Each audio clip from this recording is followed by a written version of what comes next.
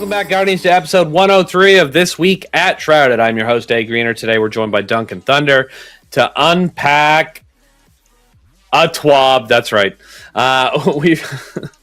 It's not a TWID this week. They actually brought the TWAB back. I'm super excited.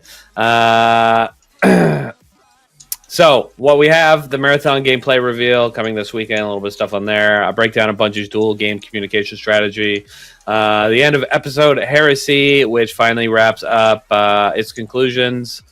Its conclusion. We also hit on some Trials loot news, ban policy overhaul, a Marathon emblem unlock, as well as a Twitch badge. So yeah, if you're deep in the grind and just listening to log in to see what happened in Destiny today, or I forgot what I was going to say. Just let's get into it. Fuck it. All right. Anyway, first we're going to start off by talking about our weekly and monthly winners. I forgot to do the monthly winners draw last week, so we'll do the weekly winners first, the monthly winners after that. If you're new to the podcast, we give away 2,300 silver weekly at the moment and an SGC t-shirt. And monthly, we give away 6,000 silver and an SGC premium hoodie. If you want to know how you can join these giveaways, feel free to join our Discord at shroudedgaming.com/Discord. We're a big Destiny community. And if you want silver, you probably play Destiny. So come on in. Have a good time. This week's weekly silver winner is Tribal Jogger. Congratulations. This week's weekly t-shirt winner is Reloaded 365.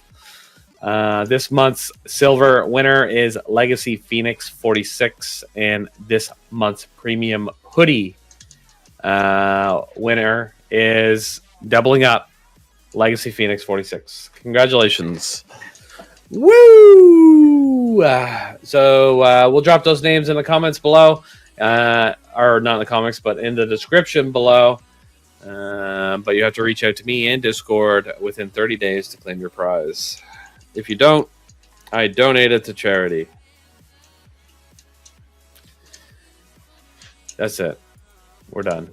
Everyone go home. No, I'm just kidding. All right. Good shit. Topic 1, Marathon gameplay. First, before we get started, are either one of you guys like gameplay or Marathon excited? Like, is that your style of game? Not really, no. Yeah, not particularly. To be fair, I've never played an extraction shooter, so nah. Well, this is going to be all on me then, because I am fucking excited for Marathon. I was a huge Tarkov player. I loved other extraction shooters, mainly the Dark Zone and the Division games. Just incredible stuff. I love them. All right, let's kick it off with the Marathon news. Bungie is finally showing off Marathon gameplay this weekend after months of teasing and a wild ARG full of hidden codes, audio files, and cryptic messages. The reveal is locked in. Saturday, April 12th at 10 a.m. Pacific. We're getting our first real look at gameplay from Bungie's next big title live on stream. Sorry, here's the context. This is the first time in over a decade that Bungie is showing off a brand new IP outside of Destiny, and it's the first time in their history that they're going to be managing a live service game while publicly launching another. So it's a bit of uncharted territory. People are a little bit worried about it, but Bungie seems to be hyped about it. So who am I to give them any shit? Just kidding. And here's what we know so far. Marathon is a sci-fi PvP extraction shooter set on Ceti 4, where you play as a cybernetic mercenary called a runner. You're exploring an abandoned colony, hunting down gear and secrets while dodging or taking out other runners doing the same thing. It's not so this isn't just going to be a flashy cinematic moment. Bungie's bringing actual gameplay this time, and just for watching for 15 minutes of Marathon gameplay showcase between 10 a.m. and 12 p.m. Pacific, you can unlock the destination Tau Ceti emblem in Destiny 2. You can watch on any Twitch channel in the Marathon directory. I cannot confirm or deny if I'll be streaming during that, but if I am, you're welcome to watch here and earn your emblem. I'll make sure we're in the Marathon directory and not in the Honkai Star Rail directory. But make sure your Twitch and Bungie accounts are linked. On top of that, there's a Twitch badge giveaway. If you sub to any streamer in the Marathon directory between April 11th at 7:45 a.m. and April 12th at 4 p.m. Pacific time, you'll unlock a badge just for supporting creators during the reveal window. So that's just a little... it's a little marathon icon that goes beside your name in Twitch chat, if you're wondering. So that one, you can... I'll make sure that we stream in the marathon category between April 11th and April 12th. So you can sub to me, give me tons of money, and you get your little icon. Thanks. Appreciate it. All right. Don't sub today. It's April 10th, by the way. Wait till tomorrow or the next day, whenever I'm streaming. Bungie even launched a whole new Discord and is already populating with fans, theory crafters, and probably a bunch of people about to get way too deep into the lore of Marathon. So the last bit of context is Marathon, as a name, goes back to Bungie's pre-Halo roots. The original was a classic Mac shooter from the 90s, and while this isn't a direct sequel, it does take place in the same universe. So there's going to be a lot of lore nostalgia tied to the title, but this is clearly something new, built from the ground up for a modern feel and PvP driven. So yeah, this Saturday, set your alarm, 10 a.m. Pacific. Bungie's going big. Marathon could be the next best thing. Maybe. Or it could at least give us something wild to argue about until Apollo this summer. All right, so since you two aren't super excited about Marathon, I don't know. I assume, are you going to watch this reveal? No. I will be at work, so I can't. You're okay. All right, I can't. I just don't care. I'm legitimately surprised that somebody that's so invested in Destiny doesn't care about another game coming from Bungie. I mean, to be fair, that's the only Bungie game I've ever really played. Like, I played a little bit of Halo, but I've never really been a Halo guy. Just isn't my thing. Forgetting how fucking young you are. Yeah. I mean, it's not the age. Most of my friends love Halo. Like, one of my friends is the biggest Halo meat writer ever. But I played Destiny really early on. I never really played anything else by Bungie because I was just playing Destiny all the time. All right, that's fair. Anyway, I'm super stoked for Marathon. I'm going to be watching the reveal. Obviously, I'm going to try to stream it so people can earn their things on our channel if they want. But of course, you can just go watch the Bungie channel if you don't want to deal with me, which is totally fine. I'm stoked for this. I want to make it a big thing. I hope a lot of our community wants to play Marathon. Because I want to turn it into a little bit something extra that people can do when Destiny is slow or if Apollo sucks, I guess we'll see. But even as things are coming forward now, just the other day, I created a new Marathon role and channels in our Discord, and I think only 20 people signed up for it, which was surprising to me. Let me double check. 21 to be exact. I've been posting some screenshots and links and stuff. Not much, but just some stuff that they've been posting. What's on that? They've got this website. Also earlier today,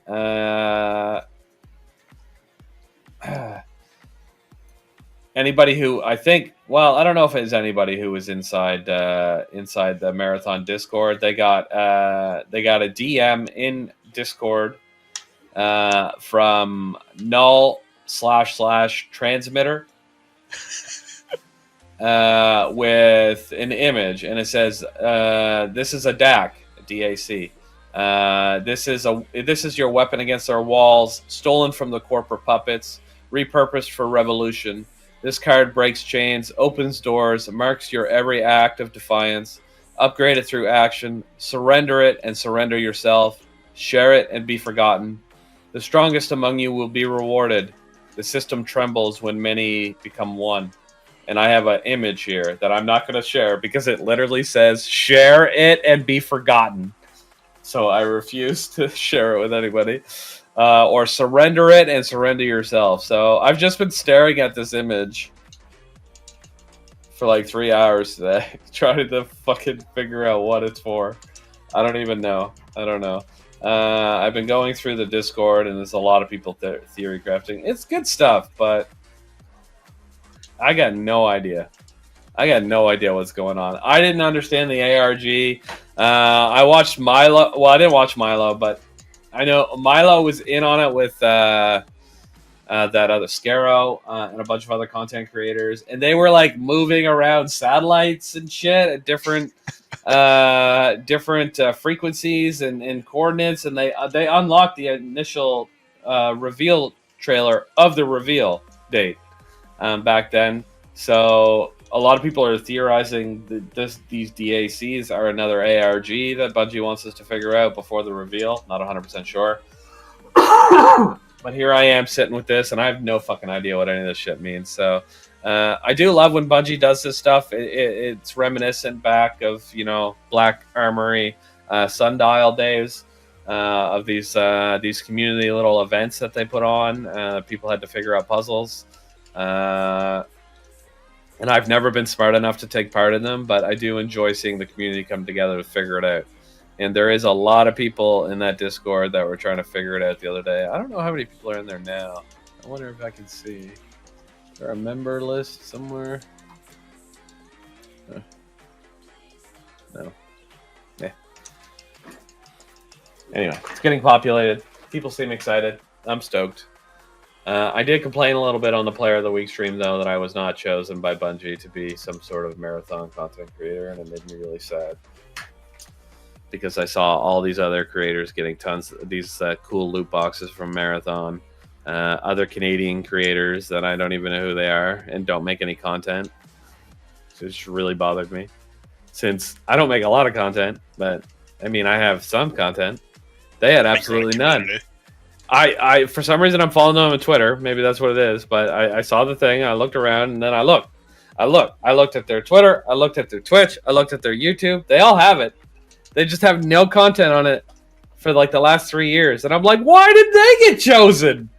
I was so fucking confused. I don't know. I don't get it. It makes no sense to me. Anyway, I don't care. No, I do care. I'm actually really, I care. I'm pretty salty about it. At first I was sad, but I was like, I get it. I'm not huge like that. Like that's not that thing. Like I don't do all this Destiny content stuff.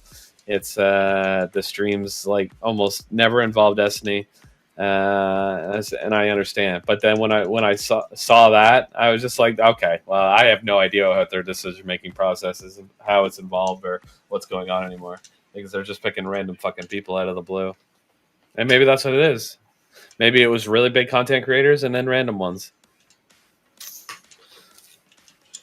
Cover me triggered. And I'm not going to lie. I got really excited today when I got a DM from the marathon. And I was like, oh, wait, maybe they did pick me. And then I went into the marathon Discord and everybody got one. And I was like, no! Anyway, yeah, so that was my day so far. My depression. Anyway, TLDR, I'm excited for Marathon. I can't wait to play it. They're definitely going to announce that closed or opened alpha, beta, whatever it's going to be called, this Saturday. I know they are. So hoping that I can get into the alpha or beta or whatever it's going to be. If I can't, then I'm really going to be depressed. All right, you guys want to say anything about Marathon? Nope. Nah, I got nothing. All right, fair enough.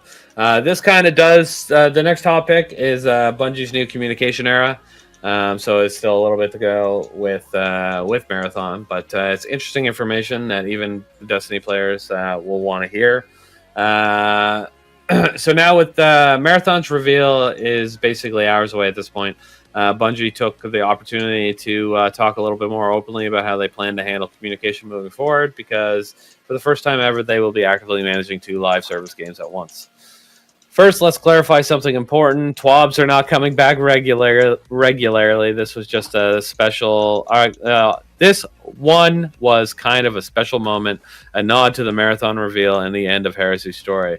But they've made it clear that for Destiny, TWID is a standard going forward. So they're not going to be combining this stuff together.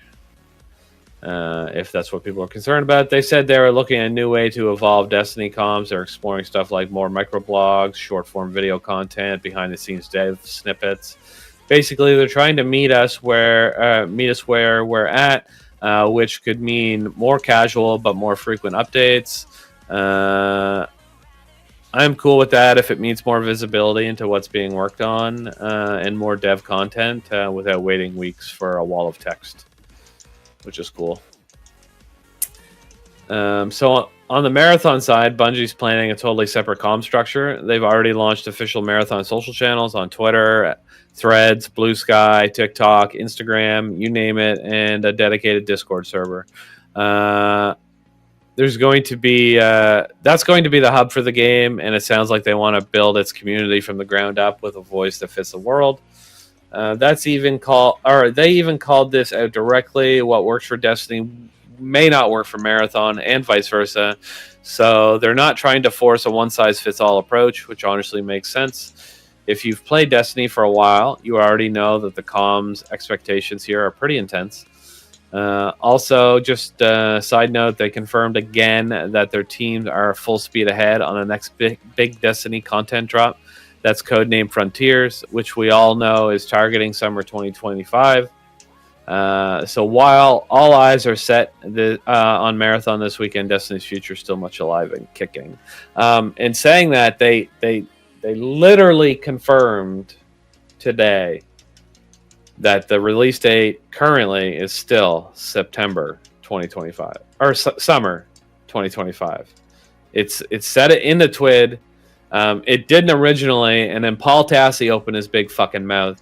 So the Destiny 2 team replied to his tweet and said, just so you don't lose your mind with a clickbait article, we're going to go ahead and change the wording in the article to summer 2025. Because it said, when they first launched it, they said sometime in 2025. It wasn't that. They said later in 2025. And that drew up some red flags for Mr. Tassi and some of the other Bungie community or Destiny community. So I assume the way they were typing on Twitter, I'm pretty sure it was DMG, just because it was very similar the way he talks. And he's like, "Okay, calm down, or I'll go edit the blog." It was pretty funny.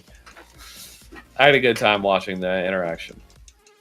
So that's exciting. We can still get a delay for sure. People have been assuming there was going to be one because of how close we are and how little information we got since the initial reveal.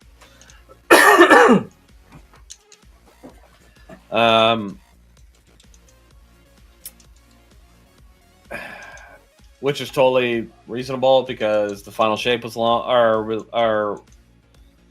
we were able to pre-order the final shape last August. Not last August, the August before that. In June was the release date. And to be fair, initially February was the release date. So August to February, but it ended up being August to June. So here we are sometime in the summer. So I'm expecting them to either give us a release date within the next month or delay it within the next month. And they give us a release date within the next month, they'll give us some content to go along with it. And I'm stoked for that. I'd love to see what they got cooking. Okay, so I'm going to finish this bit here up. So the takeaway is simple. Don't expect Marathon news to clog up the Destiny channels. Don't expect Destiny TWIDs to slow down just because Bungie has another game in the works.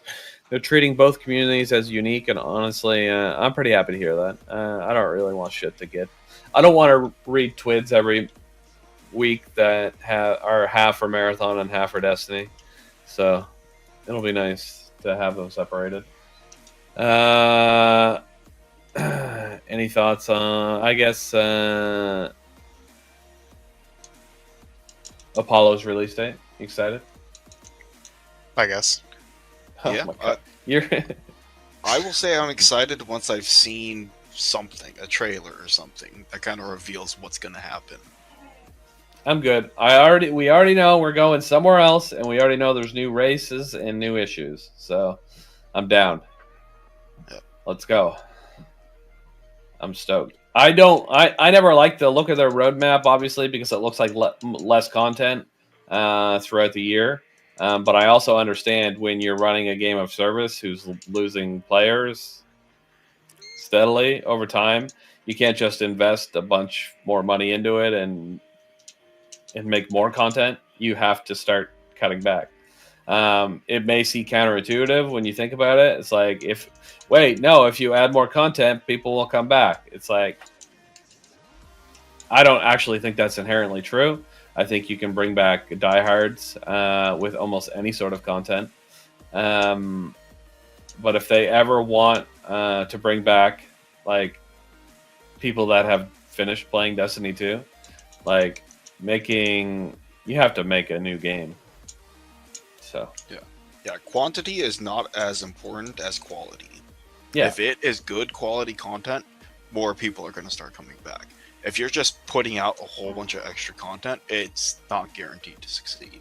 Maybe you'll see that good initial burst, but then it's going to die right back down to where it was and where it is. Yeah, and that's a perfect example. Well, it's actually a perfect example of Final Shape, because we saw that burst. It exploded, and Final Shape was great. It was awesome, but then it was followed up by one of the worst seasons in Destiny history.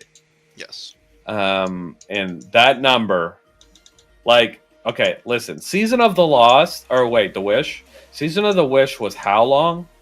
6 months. Like, I think it was it started in December and went to June, right? 6 months, yeah. All right, it was 7 months. Okay, it was the beginning of December, midway through June. It was long. Okay, yeah, it was long. Anyway, my point is, I track Destiny activity. It's kind of what I do as a community leader. It's really important. I can track. If you compare Shrouded's activity levels to Destiny's activity levels, they're perfectly equal. Obviously, one's on a higher scale, but if you do the ratios, they're identical as they move through time. Okay, so I can basically tell you how well Destiny's doing by how well Shrouded's doing, in most cases. Episode 1, Echoes, had 30% less people playing on week 2 than people playing on like month 4, 5, and 6 of Season of the Wish. And some people will go, oh, that's because Beyond Light. Or not Beyond Light, but Into the Light. Totally true. Valid. But February and March, the numbers were still significantly higher on at that point, a 3-month-old season that had been finished for like a month and a half. Pantheon. That's what I'm saying. Like, some people say Into the Light, but I'm talking even before that, from February to April, because Into the Light dropped in April. So even between February and April, the numbers were significantly higher. And there was no new content in that time. The point is, Echo sucked.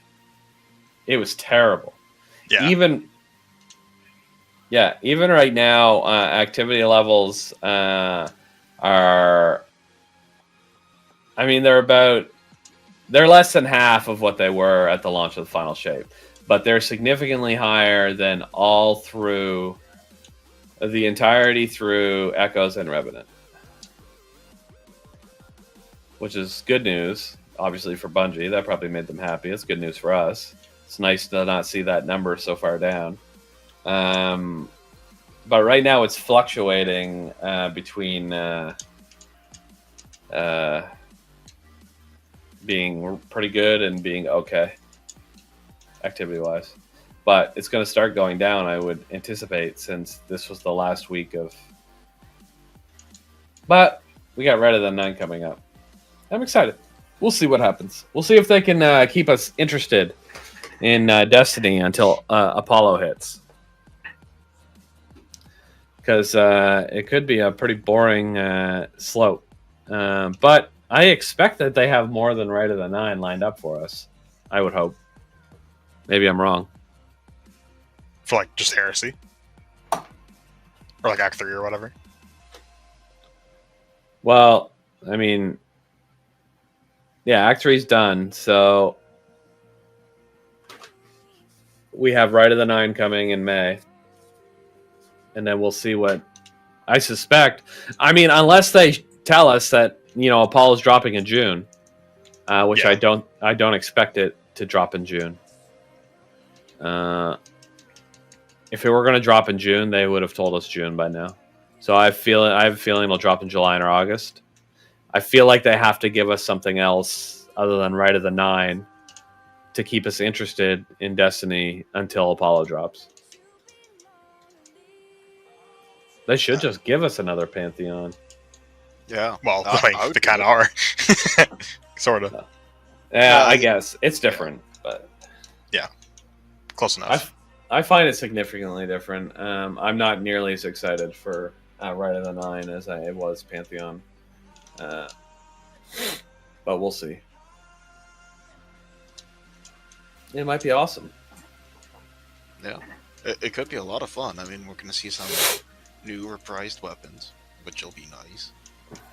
Gonna have some fun in dungeons, which there are some great dungeons out there. So, hopefully we have some good quality content mixed within some extra layer of difficulty like we saw in Pantheon. Yeah, I just don't think that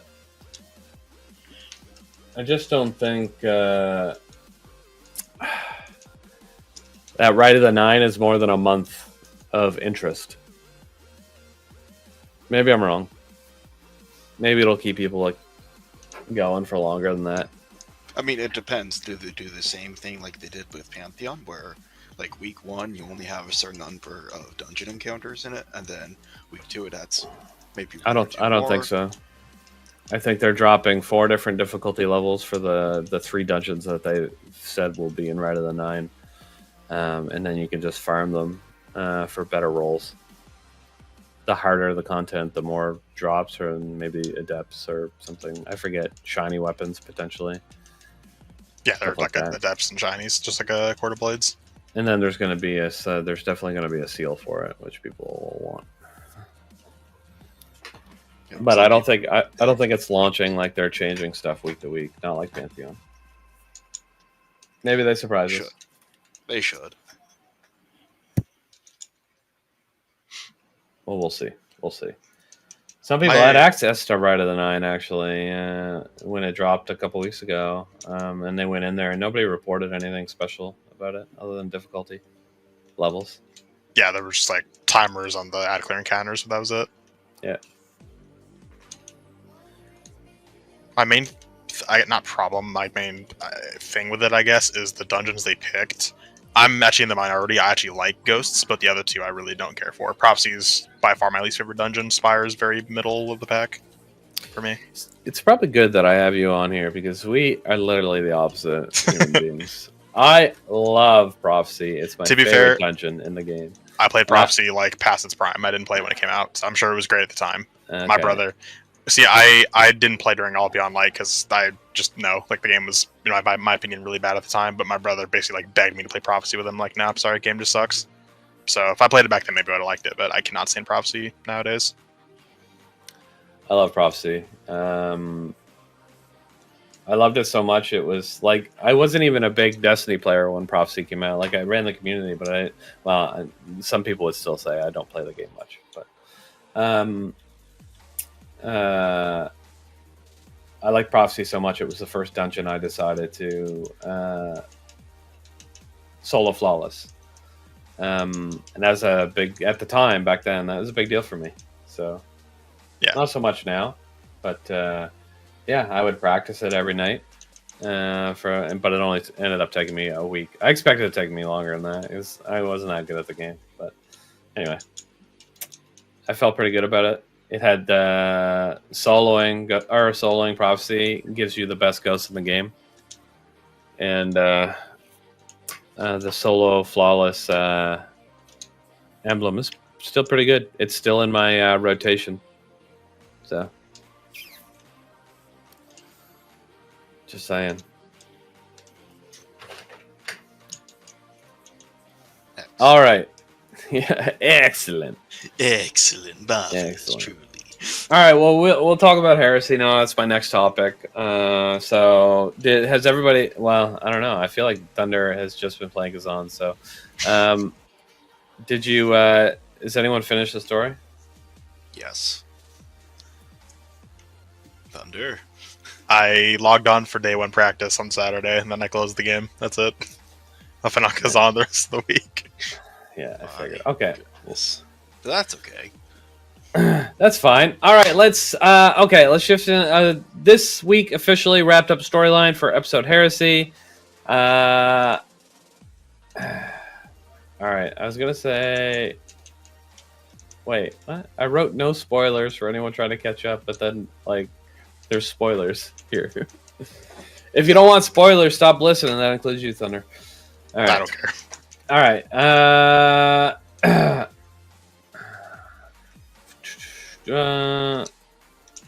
All right. I just didn't write. Okay. Anyway, the final mission is chaotic, packed with lore, and it brings it brings an end to the story. What I think has been a pretty good Destiny seasonal arc, one of the more unique ones. But here's a quick reminder of what's gone down over the last couple of months. We lost Eris, we fought our killer, we discovered Oryx is back, well, sort of, as an echo of navigation. We tried to keep him from linking up with his sisters. We even contacted Eris in our own throne world. And finally, this week, we helped her capture the Echo in the finale that basically screamed Hive Civil War. Bungie even dropped a little line, the knife epithet fits the Guardian very well, which, let's be real, is pretty ominous or setting us up for something bigger in Frontiers. So basically, that's the Heresy arc. The Heresy arc is officially closed. Bungie says it's time to start prepping for what's next.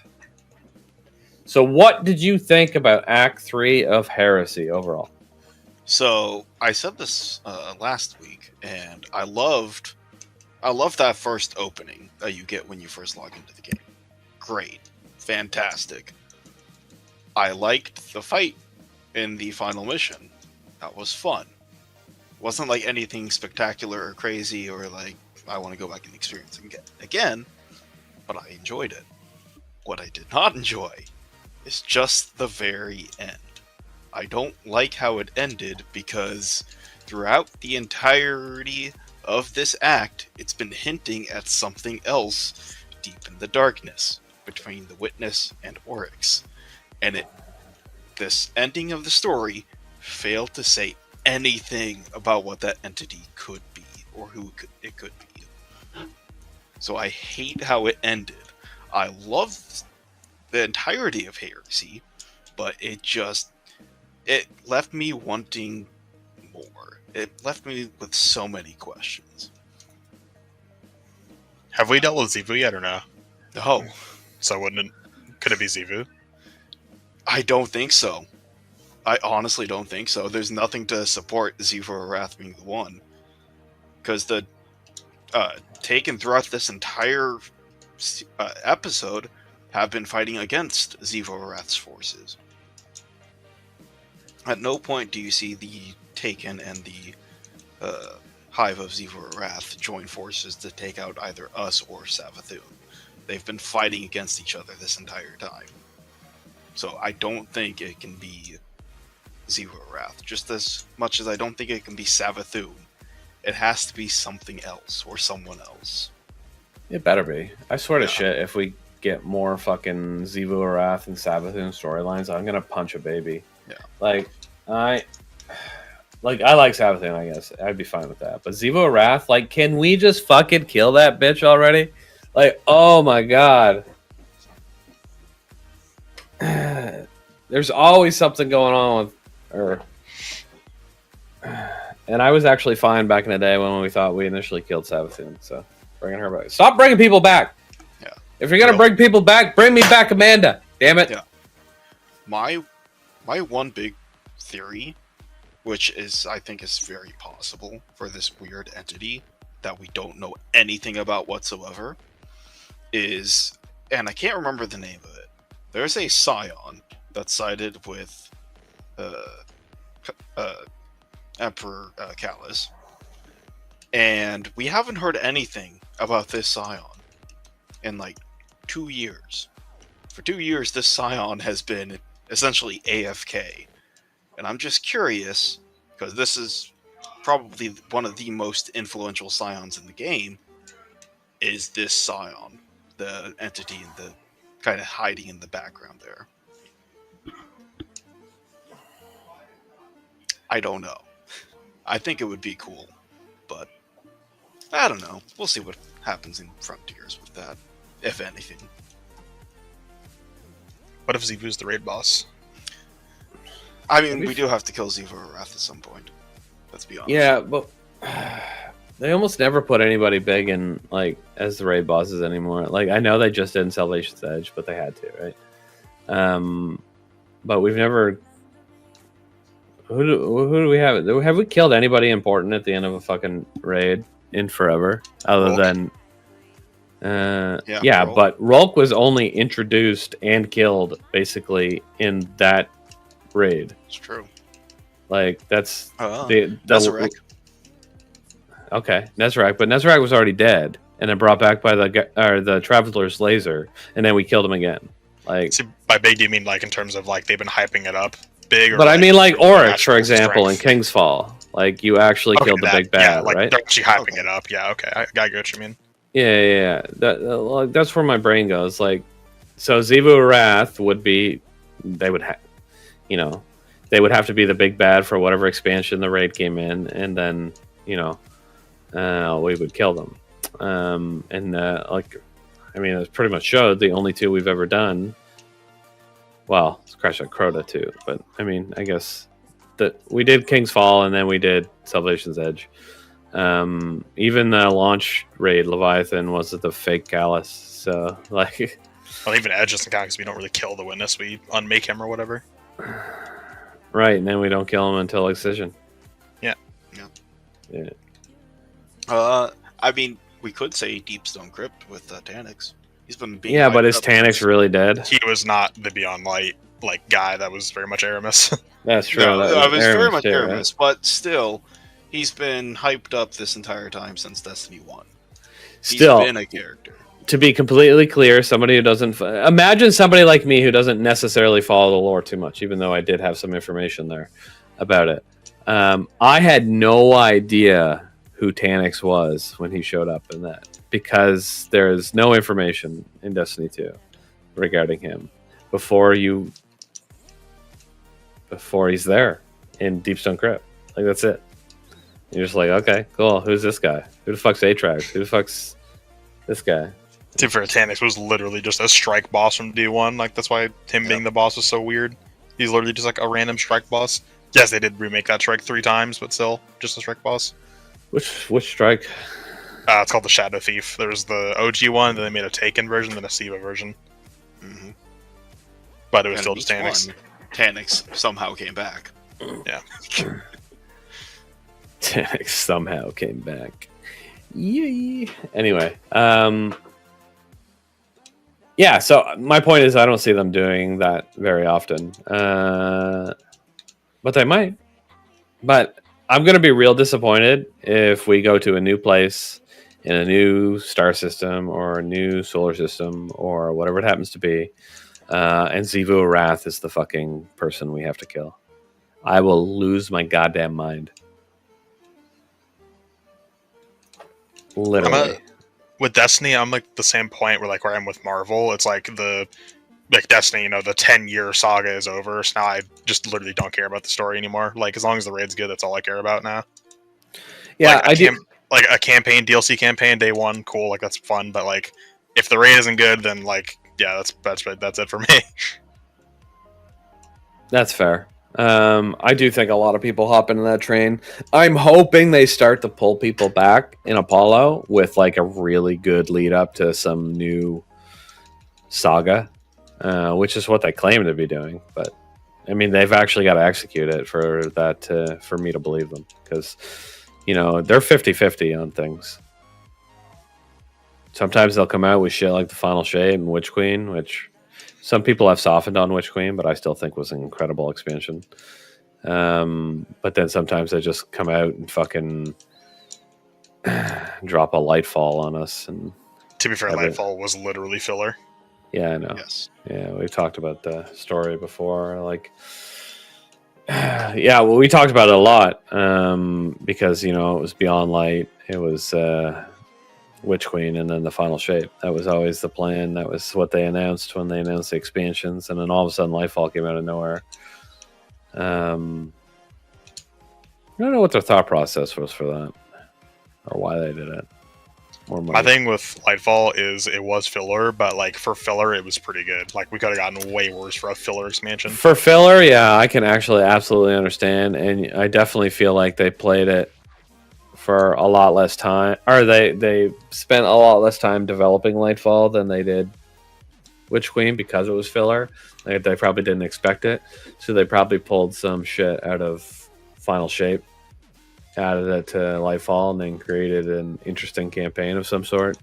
Well, as interesting as you can. That's where the fucking all that dog shit about the Veil came from.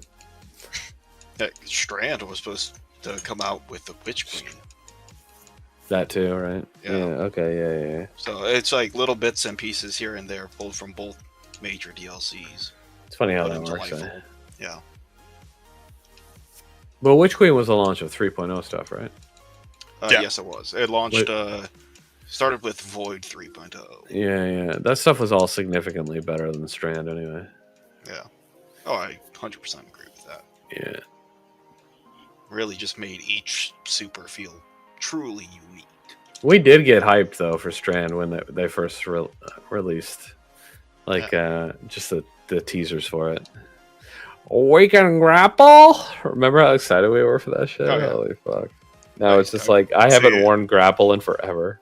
Yeah. The problem with Strand was like Hunter and actually no. That made it. Strand was cool, but it didn't really get like really good until Banner of War dropped. Mm. Like it was just cool until Banner dropped, really. Yeah, once Banner dropped, it was just like, oh hey, I'm just alive for forever now. Literally the most powerful subclass we've ever seen. Yeah. And probably will ever see. Yeah, Like it was insane and broken, and strong. I miss it so much for how broken it was. It's still broken, but it's not as bad as it was. Oh no, not nearly, not even close. Yeah, for sure. All right, well, that was our discussion on. I don't know how we went from Heresy to Lightfall, but we did. Interesting. I love it. All right. So, yeah, as I was saying earlier, now that Heresy is officially closed, Bungie says it's time to start prepping for what's next. First up is Rite of the Nine. We did talk about this a little bit. It's the next mini event, which will apparently reprise old dungeons in some special way. We don't have full details, but we have a kind of an idea. We talked about it earlier, the new weapons, the shinies, the difficulty levels, and that's happening in just a few weeks. After that, they're going to be ramping up towards the next major content drop, codenamed Frontiers, and they literally set for summer 2025. So we are looking at that for June, July, or August, which is amazing. That's the roadmap. But there is still stuff to do in Heresy. If you haven't gotten everything, you can still chase the Delver title. There's sorry. The full completion of the Barrow-Dyad SMG, which is pretty complicated if you want it. And if you're feeling brave, it might be time to go solo Sundered Doctrine now that all the artifact perks are unlocked. Last thing about it is if you have completed the Crossplace Triumph, you can now claim the display medal poster through Bungie Rewards if that's something you're interested in. That's the artwork of the Heresy thing that they launched with it on a metal poster. You have to get it by May 6th, I believe, at 9:59 a.m., and then you'll have until June 10th to actually buy it. That is cool artwork, but I'm not getting it on a display. So yeah, Heresy is over narratively, but there's still a solid grind left if you haven't been playing it every day for your life to wrap everything up 100%. So this is for our YouTube watchers. Let me know down in the comment section what you think of the Heresy finale, and if you have any prediction for Frontiers. You guys got any prediction for Frontiers? Nope. I've got a few ideas. One could be going back to TWAB, or going to TWAB for the first time. Mm-hmm. I think that would be very cool. Another one could be going to one of Siva Arath's hive moons. Okay. That would be very exciting. Although they did say we're going to be seeing new races, so that's probably not the likely one to go for. But that would be cool. The artwork we got was like a brand new race and civilization. Yeah. So more than likely, it's not going to be either of those first two. It's going to be something brand new, something we've never seen before, someplace we've never even heard of before. That would be ideal. Yeah. So hopefully we'll get to see like some sort of stream from Bungie soon that will give us more information, maybe even see a trailer for it. But I honestly don't really know what it truly could be. I don't have anything other than what they showed us, so I'm excited to see what information we eventually get for Apollo.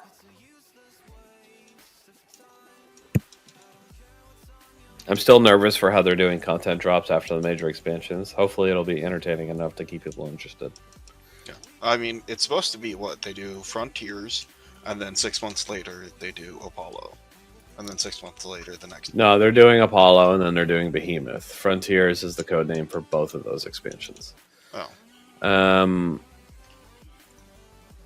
So, and then in between those, they're doing major content updates that come with a bunch of stuff. I don't remember exactly what it was, but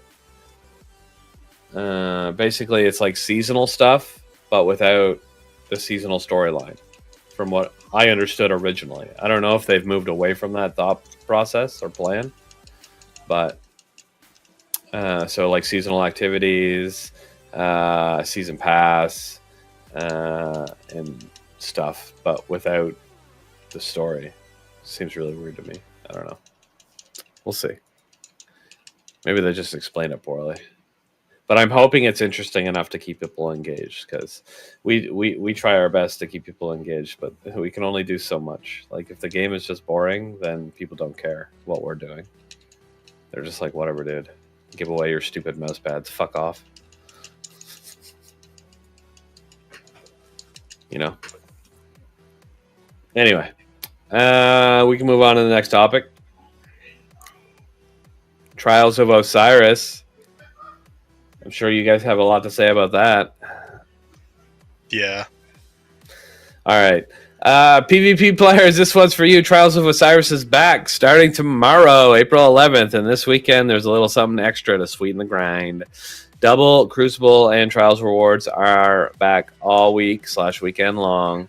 That includes double Adepts, meaning if you've been holding off farming Exalted Truth, now's the time. It is the featured weapon this week. And honestly, in a really solid spot right now. I agree. I still use it from first week this season. A few rolls worth chasing for. The Bungie recommended Lone Wolf, Eye of the Storm, or Slide Shot with Mag Howl, which I do think are both good rolls. Mind you, I have Slide Shot. Actually, I do like my Slide Shot Magnificent Howl. I have a Lone Wolf, Eye of the Storm, but I don't think I've really used it. Maybe I'll try it this weekend. See if it's better than Slide Shot Mag Howl. I also like Slide Shot Opening Shot. Both also good. Anyway, unsurprisingly in PvE, people are vibing with Destabilizing and Demoralize for ad clear. It does have Destabilizing Repulsor, but I mean everything does at this point. So if you want something different, or if you want a hand cannon that has a Stabilizing Repulsor, feel free to try to get a PvE one that does that. But people are enjoying the Destabilizing Demoralize for ad clear and the group suppression that comes along with it. So the map this weekend is Eventide Labs, which gives you that classic Europa split. Long sight lines in the open. Scouts, pulse rifles, snipers are going to shine. Claustrophobic interiors for SMGs, sidearm shotguns. All good. Bungie threw in a side comment that Incisor with Slice is kind of cracked right now in PvP. I don't know if that's true. But if you haven't paired that with a Void debuff or lean into the harsh refraction yet, you might want to mess around with it this weekend.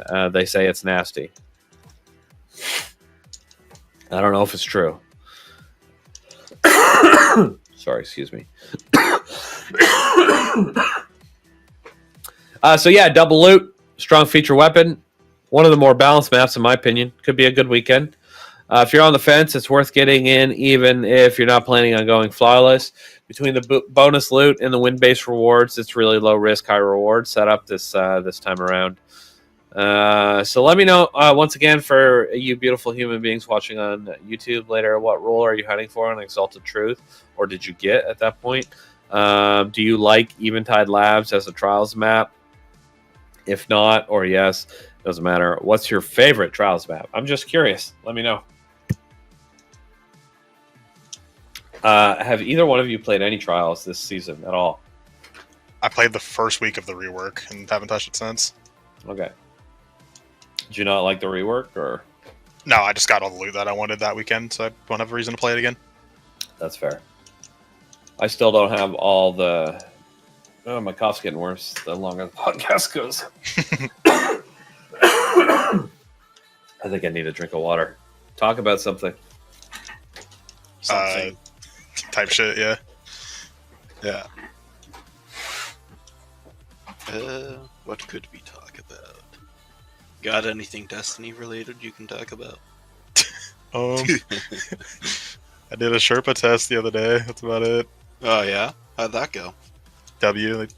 She passed, so. Oh, is that Lady Saga, yeah. Yeah, okay, yeah. So I guess what I said, like I had only logged on for day one practice, it's not true. I logged on twice. You lied to us. My fault. It's okay. I figured. I'm back. I do plan on locking in on Destiny once I finish Kazan, but because I have a shit ton of stuff to do from Heresy. I never even started the Barrow-Dyad stuff. Oh, you gotta get it. It's fun. It's a good weapon. Yeah, I just saw a one-phase Oryx with all Barrow-Dyad. It was insane. Yes, I know it's pretty good in Crucible, but my big thing is I've heard the quest is just absolutely miserable, so I'm not looking forward to doing it. I wouldn't say it's miserable. There's just a lot you gotta do. I wouldn't say it's miserable either, actually. I find Destiny players really weird when it comes like that. They're like, oh, give me content, give me content, give me content.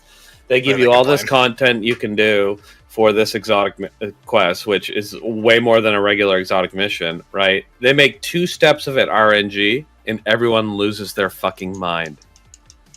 I don't really care for RNG. It's just I don't either. I get it. I totally understand that why they would be that way. But at the same time, like, there was this really cool ass quest to do for you to get this stuff. It was really I think it was really well done. Really, you even got a mission with it too. And then this one thing at the end of it to get one of the things that you need was just RNG and another. So you had to do it a few times, and then you got it, and you're like, good. But no, the internet went mad with rage. So to the point where that's the reason last week that they made the breach the only, if you're not playing Destiny right now, you wouldn't know. But I mean, I know, yeah. I've been looking at Twitter and that. They made the breach the first zone you load into every single time last week. Well, from a certain point last week to a certain point. Because that was the issue with the RNG, because you never loaded into that first, and the RNG was in there. So you needed to get that zone. If you didn't get that zone, then you wasted your whole time in another. If you got that zone, it was still RNG to get the secret that you needed. So that was people's problem with it, which is totally fine. It's totally cool, but it's just like, it doesn't ruin the whole quest. It's a really good quest. It's stuff to do. stuff to do, and it's fun. I don't know, and I really like the Nether, so you got to go into the Nether to do almost everything. So anyway, yeah, I think it's the whole like RNG thing people complain about with quests. I don't want to pull the back in my day card, but like quests like let's say Beyond Light were just like a lot crazier, I guess. Like there were a lot more RNG or just like insane requirement quests. Like, you know, the mountaintop quest when it first launched, like 600. Just having done stuff like that, like quests nowadays are like, I saw someone on Twitter complaining about the Kvostov quest like a few weeks ago, and I was like, I didn't think it was that bad. I had so much fun doing the Kvostov quest. That's another one. Yeah. It's not the same, but it's like a similar like thing where you're going through, you're doing all this cool shit. It's like, yeah, it's having fun. Everybody just wants everything now. And that does really bother me because I think the Kvostov quest was awesome. I like the Barrow-Dyad stuff. And you're right. Mountaintop back in the day, 600 kills with a grenade launcher in PvP. You imagine trying to launch that today. And there wasn't like 200 multi-kills as well? I forget exactly, but I know you needed 600.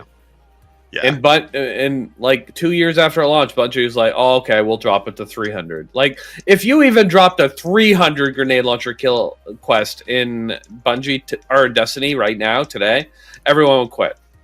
Yeah, it's like there's really like a part of that. And again, like even stuff like getting like the sleeper catalyst when it first dropped, having to go around Mars and pick up all the Rasputin nodes or whatever. Like that shit took ages. I had that. I don't even remember it. Yeah, because I don't remember how you got sleeper, but the catalyst you had to go around. Like there was the hidden Rasputin nodes that you had to listen for like the music when you got near it. Yeah. Okay. Yeah, I remember that. Remember there were like 50 of them. Yeah, that shit took me like weeks to do. Yeah, and what was frustrating about that entire process was you would form a key to get one of those. You get that node. The next key you forge could still be that same exact node. Exactly. Oh, that's true. Yeah. Shit, was Destiny used to be really fun and I missed it because I wasn't playing it enough? Yeah. I love that shit. I think it's great. I think those big quest lines were always good. I even think like and there's never Crucible stuff in quest lines either anymore. I remember like I don't know, Ace of Spades had a great big quest line for it, didn't it? Originally? Yes, it did. Yeah, and it was all PvP stuff? No, it was PvE. You had to go collect what's his name? Cade's stashes around the Tangled Shore and all that. Yeah, and then you ended with going to Titan and finding 6 or 8 Cade's stashes there. Yeah, because they don't do a lot of PvP quests, but to be fair, like some of them were pretty AIDS. Like I to this day do not have Chaperone on D1 because of how stupid that quest is, and like the exotic bounty for like Thorn, I'd never finished that shit either because it was like 300 void kills in Crucible or some shit. And like whenever you would die, it would slow down your progress. Like you'd lose like 20 points or whatever on a death. So you had to like actually play good. I remember Recluse. Recluse. See, I solo queued the Recluse and Revoker quest at the same time. Literally took me 2 weeks to solo queue when you get that done.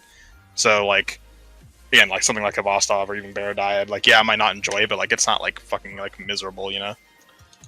Well, I remember Recluse wasn't necessarily super terrible. You only had to get 2100 in comp. Yeah. Back then, which is hard. It was harder to do back then than it is now because you did lose more points than you do now. It's basically if you can't get to 2100 now, like just stop playing video games. Yeah, but like you know, back then Recluse was like the best primary in the game, and it ruled the game for like a year. Imagine if they did whatever the equivalent to that is now, you know, like put a Baron Action or some shit behind that type of requirement. Like holy shit, dude, people would complain a lot. That would have been wild. Yeah. And then Luna's Howl. Yeah, the Luna's Howl quest. What was the quest for that one? One of them, either Not Forgotten or Luna's Howl, was 500 precision kills with the hand cannon. Whatever the second one is in that like chain, I don't remember which one. That's Not Forgotten then. So Luna's Howl was to get to Legend, right? I don't know. I didn't do that quest. Okay. Yeah, it was 5,500. Maybe you got it at 5,000. I can't remember exactly. But it was either 5,000 or 5,500, which it might not make sense to players now since it goes up to 15,000. But 5,500 was the highest you could get. So it was Yeah, I remember doing that one. And then you had to get 500 kills with the Luna Howl. 500 Crucible precision kills with the Luna Howl to unlock Not Forgotten. Which wasn't hard, obviously. If you're good enough to get Luna's Howl, you're good enough. Very easily, you can get Not Forgotten, right? Anyway, I guess the point is, yes, those quests were much different back then, and I kind of miss them. But I think people would lose their shit if you tried if Bungie tried to do that now. And I think Bungie should just do it and give those people the middle finger. So the Barrow-Dyad thing, like, it isn't RNG or whatever. It's not bad. It's my problem is the exact opposite of you. The Nether, I hate. I like no troll. I think Nether is like in my bottom 3 seasonal activities of all time. I cannot stand running that activity, and knowing I have to do it for Barrow-Dyad makes me not want to do the quest like at all. I really like Nether. I prefer to go in and do the quests solo. So that does make it a little bit annoying because it takes a really long time to do Nether by yourself. Especially if you need to get into like the second or third room for whatever reason, whatever you happen to be doing. But yeah, you can always group up too. One of the hand cannons require you to reach 2100. Sorry, I read that in chat. I'm not supposed to. I thought that was the Recluse. The Recluse was 2100. Like the hand cannon also made you. I'm pretty sure for all the Crucible Pinnacle weapons, like the base was get to 2100, and then you had to do some crazy fucking side thing. If I remember correctly. Okay. Because like Redrix's whatever the first one was, I think it was Broadsword. I don't remember. Redrix's whatever also had to get like because that was the first one back in Warminds. Okay, well then maybe the Not Forgotten was get to 5500 and get 500 precision hand cannon kills. Maybe it was a combo unit. Yeah, I know my brother did that quest. I did not. I did Recluse Revoker. He did Luna's Howl, or whatever. I remember doing Revoker. That one was tough for me. That was 300 sniper kills in Crucible, right? That sounds right. Maybe it was 150. Pretty sure, yeah. It was either 150 or 300. I remember that. And then I had Revoker, and then they sunset it. Yeah, Revoker. I missed that thing. I mean, it doesn't really matter. Technically, whatever happened to Revoker anyway? Like, I mean, yeah, they sunset it, but, it was still... They nerfed I know. They nerfed its perk. Because it used to be like, if you just missed, you got a shot back no matter what. Yeah. I think you had to, like, hit one of, like, the 3 or whatever. Oh, okay. I know they changed it and made it, like, not really worth using anymore. Well, right now it's saying that if you miss twice within 6 seconds, you refill 1. Okay. Whereas previously it was just refill 1 if you miss. Yeah, you miss 1, you get it back. Yeah. It was basically infinite ammo if you missed. Yes, now it's not. And if you didn't miss, you killed them. So. Yeah. It was great. Yeah, I remember that. I used it a lot. It was still good. Like, well, I mean, I still think it would be. I've seen Revoker in matches recently, so I guess some people still use it, but you don't see it very often. I've been running around with. I've always loved Beloved. It's such a good sniper, but I've been trying the Keen Thistle a lot lately. It moves pretty smooth, but fuck, I don't know. Sometimes I just suck with sniper rifles, and then other days I hit everything. It's so weird. I feel like the problem with Revoker now is because we have like literally Icebreaker in the game. It's like, what's the point of running Revoker? That's fair. So Icebreaker does the same thing but better. That was like Revoker's whole thing was basically being D2's equivalent to Icebreaker. Now we literally have Icebreaker, so it's like, what's the point? Yeah. Yeah, that's true. But kind of going down memory lane here. To get my Revoker, I had to use Tranquility, which was a sniper from Shadowkeep. Okay. And it wasn't a great one. It was just an adaptive frame, so it's not good at all, but it was fun. I'm not sure what I used, to be honest. I actually used the Beloved, funny enough. The one I got literally from like fucking Menagerie. Yeah, that's fair. If I did it after that, then yeah, it was probably Beloved, because I liked the original Beloved, and then as soon as it came back in rotation, I went and got another role that I liked. Yeah. My I guess my track with History with Destiny is like starting from Forsaken, I played the fuck out of Forsaken, and then like pretty much after the first season of Shadowkeep, I stopped playing the game until Witch Queen launched. That's a big gap. Yeah, but I that's loved where I got Undying, taken, so. actually. Ironically, Yeah, it was probably Isn't just burnout because of how hard I played Forsaken, and then Beyond Light, like I genuinely thought was just ass, and I still genuinely believe it was ass at the time. Ironically, I thought Shadowkeep was terrible, and I was like, yeah, Beyond Light's not bad. But going back to seeing Beyond Light now, yeah, I agree.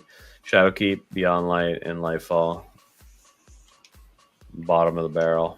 Forsaken, Witch Queen, and Final Shape, top tier. I would say Lightfall's probably the worst. Then Beyond Light. I don't know. I fucking hated Shadowkeep, man. The only thing that came out of Shadowkeep that people think is any good is GOS, and I don't like GOS. So, and I like Ron. As easy as Ron is, I find it a very fun raid to go in and just fuck around. You know.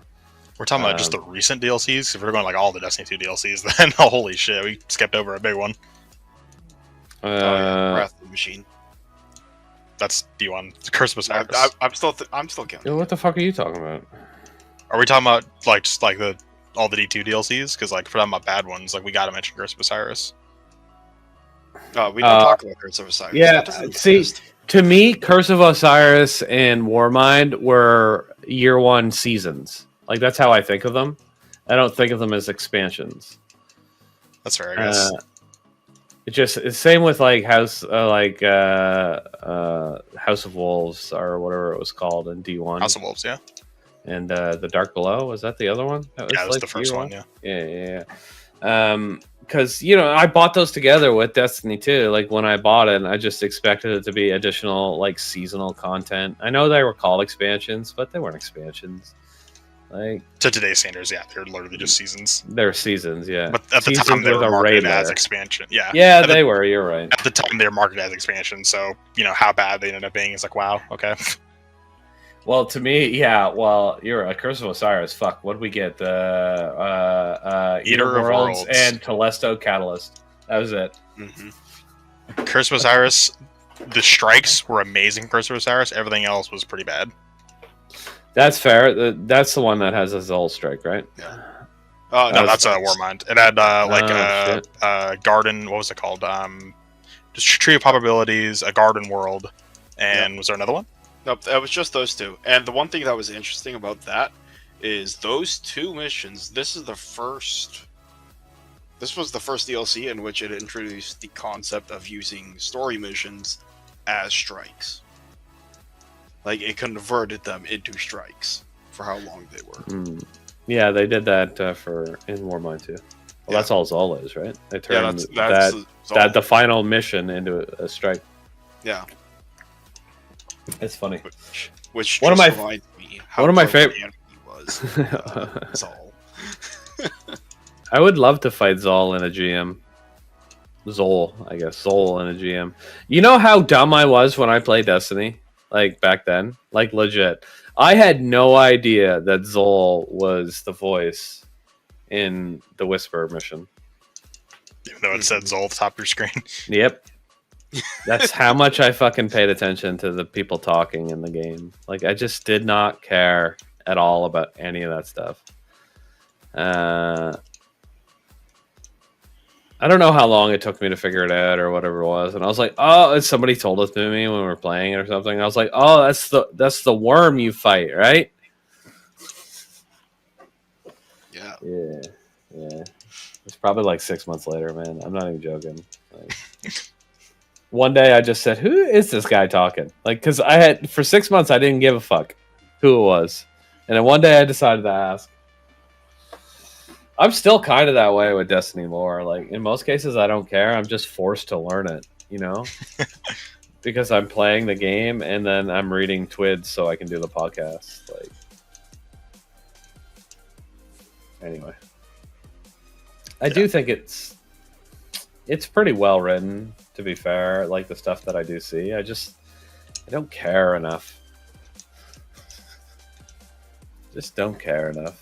That's my thing, yeah. Like, the little bit of lore I know is usually, like, when I think a raid boss is cool. Like, when WoW first came out, I read up on Volk's lore.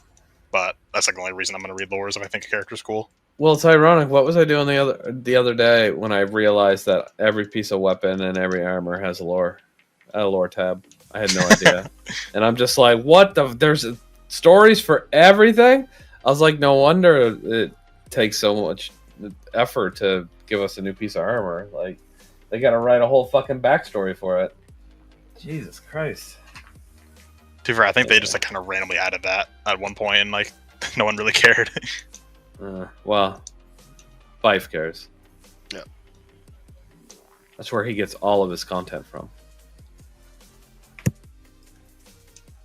Lore books and armor lore and weapon lore and some other fucking lore. I don't know. Anyway, let's move on. It's been a long time on that space. That's fun though. Good talks. Oh, even if they're not relevant to the topics. We somehow got on that one after talking about trials. Yeah, well, I'm not even going to get to it again. Let's move on. Which is funny. Okay, so the next topic I have is Bungie's updated ban policy. It's actually a big one. So, automation, appeals, and what it means. All right, so this next one might not be flashy, but it's a big deal, especially if you care about fair play or not getting falsely banned. Bungie just dropped a major update to the restriction and ban policy, and the big headline is this. They're rolling out an automating banning process, not just for PvP, but for PvE as well. Here's what's changing. Previously, every restriction or ban had to be manually reviewed and approved by a Bungie employee. Now they're introducing a hybrid approach, manual and automated actions. Let's go AI! All right, anyway, these new tools are being built in-house, rigorously tested and reviewed before going live, so it's not just a rogue bot swinging ban hammers at random. Why now? Because the old system created lag between when a cheater was flagged and when they were actually removed. This new structure should allow Bungie to act faster, catch repeat offenders quicker, and reduce some of the visible abuse that legit players still run into daily, especially in trials and other endgame content. Bungie made a point to say they understand the anxiety around automation, and they're still doing human audits to double check actions. They've also confirmed that the appeals process is staying in place, and they'll reverse an incorrect banner suspension if something slips through. The key takeaway here is simple. If you're not cheating, griefing, or doing shady shit, you're fine. But if you are, the system might catch you faster now, and that's a good thing for the rest of us. Personally, I think it's a bit overdue that they upgrade this, whether this is the right choice or not. Something had to happen. The technology is there. Other competitive games already have implemented similar tools that are AI related or script related. And honestly, anything that keeps the experience cleaner without adding more work for Bungie moderation team is a win. So if someone gets banned and goes crying on Twitter without context, let's just say we've seen that play out before. Let's just see how we've seen that play out before.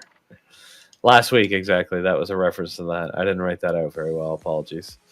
Mind you, they got banned for something they didn't do in game. So anyway, so Guardians, do you feel more confident with automated bans in place, or are you cautious that it might run into more what's the word? Bans that aren't supposed to be banned. Fuck, whatever the word is. You guys scared? You can go first, Doug. Yeah, so just like with everything that Bungie has ever done, especially when it comes to this, when it first goes live, we are going to see a fairly large ban wave. It's just more than likely guaranteed going to happen, despite all of their rigorous testing that they're doing. Because they haven't tested in a live setting yet. They don't know what's going to happen. So when it goes live, there's likely going to be a lot of bans, and a lot of them are likely going to be false bans. Bans that should not have happened because players did not do anything wrong. Now, it is good that they're going to take that corrective action immediately to correct that when it happens. But ultimately, be prepared to potentially be banned. because it's going to happen. Yeah, I could see there being a lot of bans. I don't know if there's going to be like a huge amount of false. Like, there's so many companies like that use automated banning systems now that surely, you know, Bungie's gotten some information from them, or you know, like it's a similar system. They should be able to identify when people's cheating pretty accurately. And then if a false ban does come up, well, I don't know. Maybe I'm absolutely wrong and you're right because our playtesting has been dog shit lately. But I don't know.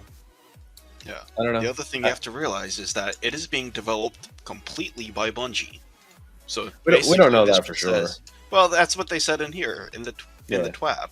They said automated processes are developed by Bungie. Okay. All right. So they're the ones that are doing it. So it is more than likely that we are going to see some sort of failure with the system when it first comes out. I'm sure they'll improve upon it over time, but ultimately, it's gonna fail initially. Hopefully this took as long as it did because they were making sure that's not going to happen. I hope so. I feel like if they have to go through every ban to make sure everything is good at the beginning, it's going to take longer to do that than it was to ban the people manually. So that could be bad. Yeah. Thoughts, Thunder? I mean, being a console player, like cheaters aren't like that big of a thing for, me. But yeah, I mean, as long as people are as long as they repeal the like accidental bans, and that's fine. Yeah, as long as they do a good job with that, I guess it's not a big deal. But still, nobody wants to be accidentally banned and then have to wait a week for their account to come back. Yeah. Because it's not going to be less than that. In fact, it'll probably be longer than that. I just hope they stop banning people that like don't deserve it per se. Like the guy until you were mentioning, like, yeah, he was a piece of shit, but like someone like Corolla, Cruz, I mean, like those people, Aegis got banned for a little bit. Like make the bans make sense, Stop targeting speedrunners and like challenge runners for no reason. Yeah, that's fair. I don't know much about those. I did see a meme about the Aegis thing today. I didn't understand it until you've now said it. So they were cheaters? No, Aegis literally did nothing. He was like doing Templar damage testing or some shit, and they just like banned him for like a day or two for like literally no reason. It was just really strange. Hey, I mean, they repealed it, but still, it's like, why? We almost banned somebody for Templar damage once. All right, man. But the Corolla, that's basically one of like when they were around, like probably the best speedrunning team out there, because they were like they had the Ron record, like a lot of the records the Corolla's team had, and none of them, they were all not even playing the game at the time because it was like echoes, like no one was playing, and the whole crew got banned. And again, they weren't even playing the game, so it made literally no sense, and they never addressed it. Like at least the cruise thing they addressed, I remember, but like they just never touched on that. So I feel like just not banning people for like randomly for no reason would be cool. Oh yeah, I remember the Cruz thing. Cruz was Salt's partner, right? Is that who you're talking about? Yeah, okay, I remember that one. Which, like, at least again, he was running like a mod for like Borderlands or some shit, which got him banned. But again, Corolla's crew, like, they never explained it. Like, nothing ever came of it. They just kind of got banned for no reason, and they weren't even playing the game. And so that never got fixed. Nope. And again, they never even addressed it. Nothing. And it was a whole team of speedrunners. Like, it was definitely targeted, and they just never bothered to mention why. You think they talked to them privately and were like, "This is what we found," and it was actually legit? That's why nothing's ever came up from it. I hope so. Because I wonder, because Bungie doesn't usually talk about it, right? Unless they get forced to by like social media. I guess. I don't know. I feel like they wouldn't never ignored it with that much pressure. It sounds like there's a lot of social media pressure. I wonder if they just talked to them privately. I mean, again, like none of them were playing the game. Like, I don't think like any of them really care. Like, it was pretty much. I think like Corolla sent out like, hey, like our whole team got banned, lol, and it was just like a really big question mark, and yeah, nothing ever came of it. Okay, maybe there wasn't enough pressure for them to actually. It just made me wonder, because sometimes I feel like sometimes there's a whole bunch of pressure and then things just go away and the person that in question just stops talking about it. And in my brain, I always go, yeah, Bungie told him why in private. And he's like, I don't want to be embarrassed, so I'm just gonna let this go.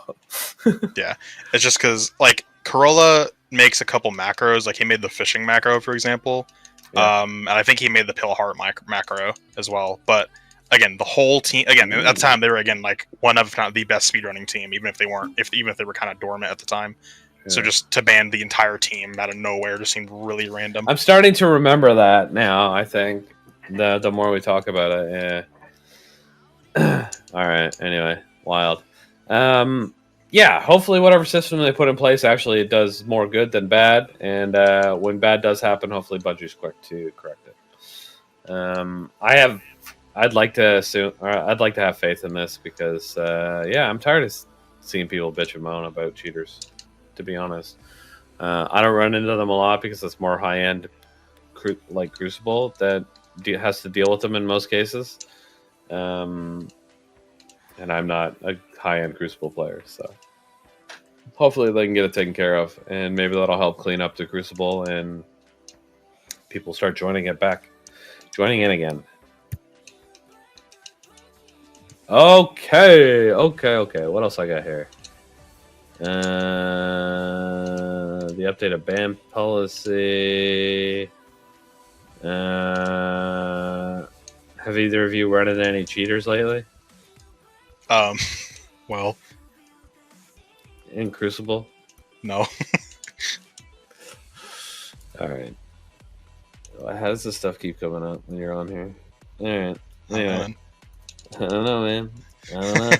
I don't know. And would you like Bungie to show more transparency when someone does get banned, or do you think silence is more effective? I think because like the situation you were mentioning earlier, really, obviously they got revealed. I don't know who revealed it, but like, the community figured out, yeah, the guy's like actually a piece of shit. But when Bungie themselves bothers to respond, like if you're gonna bother to respond, don't be like super cryptic and like weird about it.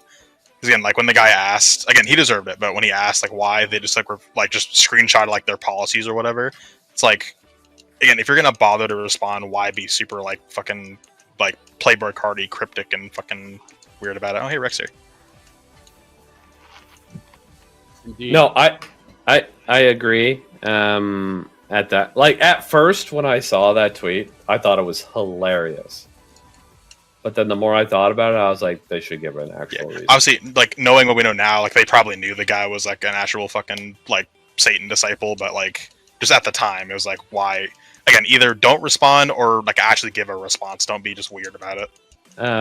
I agree with that, but also at the same time, just because this is a different example of the type of thing you would get banned for. I think a lot of the time when people ask why or whatever it is, and if it's an actual cheat or a hack or a program or something, I think staying silent is a lot smarter. Bungie-wise, specifically for, it's like, oh, hey, we noticed you using this program. So then those hacker people are going to be like, oh, shit, they know. We need to figure out how to get around their anti-cheat again. So I think it's bad for them to be too open about it. But they can give slighter details in a more vague way, and I still think get a point across to people, especially people that have falsely been banned, and it says, third-party service or whatever, and then they go, wait, there's no fucking way I want to appeal. They could absolutely say third-party cheating software without naming the vendor. Like, I agree. These little goblins who use their cheats, the very first thing they do when they get banned is go on to their like Slack or Snapchat or whatever bullshit non-trackable forum garbage Discord. that cheat provider uses, Discord, in order to do their quote customer service, and they go on there and bitch and moan about how they got caught. So the cheat provider is going to know that there's a detection regardless. They don't have to give the technical details, but they could say, in the case of Watro, you violated the code of conduct outside of the game. Yeah, I was saying that's a different example because that was something not game related. He's just a dickbag. But for like hard cheaters, they could just say, use cheat software, son. get fucked. I think they should. Yeah, absolutely. I think there should be something. When the message comes up in the game, or you get an email, there's an email account tied to every thing. Just some information. I don't think it should be any different than, what happens if you get banned in Call of Duty. Like, you can go to your profile in Call of Duty, and you can see which games you're banned on, and it'll give you a vague description of why you were banned. It's not going to say you were banned because you were using this cheat software, but it'll say you use third-party tools, right? I mean, I think it's funny how it kind of goes back and forth too, right? Because, there is a conversation around this for Bungie, but I don't think I've ever heard a conversation around this for Valve. When you get VAC banned, nobody questions it. You're a cheater. End of story. It doesn't tell you why. It tells you nothing. Everybody seems to trust it. Well, Nobody goes, oh, I wonder if that was legit. They all start laughing and go, oh, motherfucker, I was aim hacking! I think Valve built up a certain amount of trust over the VAC bans over the years. That's fair. So why don't we just have VAC in Destiny? I don't know. What does it cost? What does Bungie have to pay? Oh, fuck. I don't know. Probably like $100 million for that thing. It's so good. I'd charge $100 million for it. $100 million a day. No. I wouldn't charge that much for it, but yeah, I bet you could put a pretty hefty monthly license on something like VAC. 100%. Pretty interested to see who from our own community just all of a sudden disappears. Like this weekend. I'm actually really excited. How many people are going to disappear from the community all of a sudden? Did they activate it already? No, surely it's not on yet. They wouldn't have said it if it's not on, I don't think. I bet you it'll be active for trials tomorrow. Ooh, that's exciting. Interesting. Yeah, I don't know. I'm good. My only fear is I don't really have a fear. I was gonna say I run a lot of programs on my computer. I'm just always scared that one of them triggers it somehow. I'm always worried that none of them are cheat software. When they do this kind of activation, when this automation turns on, that their bot will go a little crazy and go into history, like and be like, oh look, this wrecked fucker did a ass ton of fucking Pale Heart AFK farming. Let's nuke his fucking account. You know what I mean? Oh, that would be concerning because I definitely did back in the day Golgi Maze AFK farming, and I did do Pale Heart farming. Back in the day, that shit was like a month ago. No. When I did Golgi farming, it was like, I'm talking long time ago. I haven't done it in like 8 seasons at this point, probably. Cap. Well, you don't even have to use it. I don't do it anymore. I haven't done it in a long time. I swear to God, last episode you were in there, dog. I swear on my life.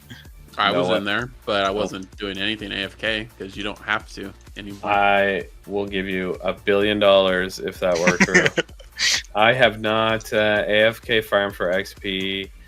I can't confirm 100% if it was in between Lightfall and Final Shape, but I know for a fact that it has not been after Final Shape, and I think it may have even been before Lightfall.